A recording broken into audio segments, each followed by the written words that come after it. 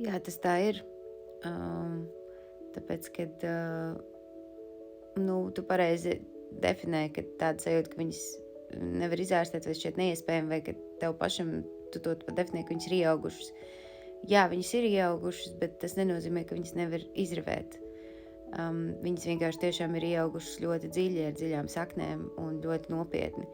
Un ar mūsu ikdienas automātiskajām reakcijām un dabiskajām darbībām to vienkārši nav iespējams apstādināt.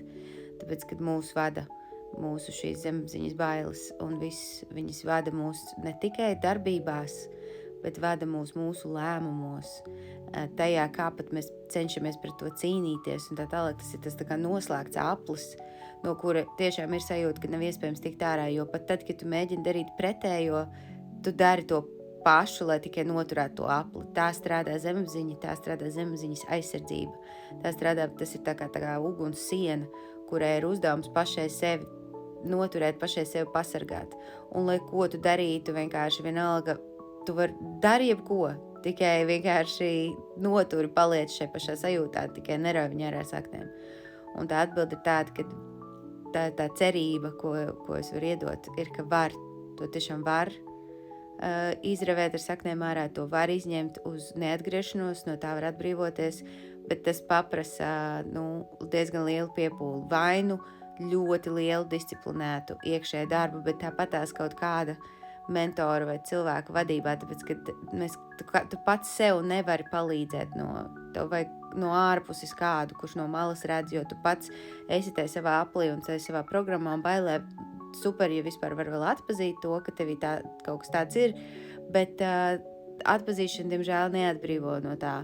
Un tā kā mēs tagad vienreiz arī sapratām, ka tas, kas tagad populāri ir garīgumā un ezotērikā, kad, jā, es tagad vērošu, jā, paldies, ka tu man parādīji, es tagad vērošu, kā tas notiek, kāda jēga.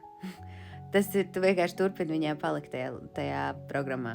Un tagad tu vienkārši vēro, kā tā programma strādā, bet viņi vēl joprojām nemainās.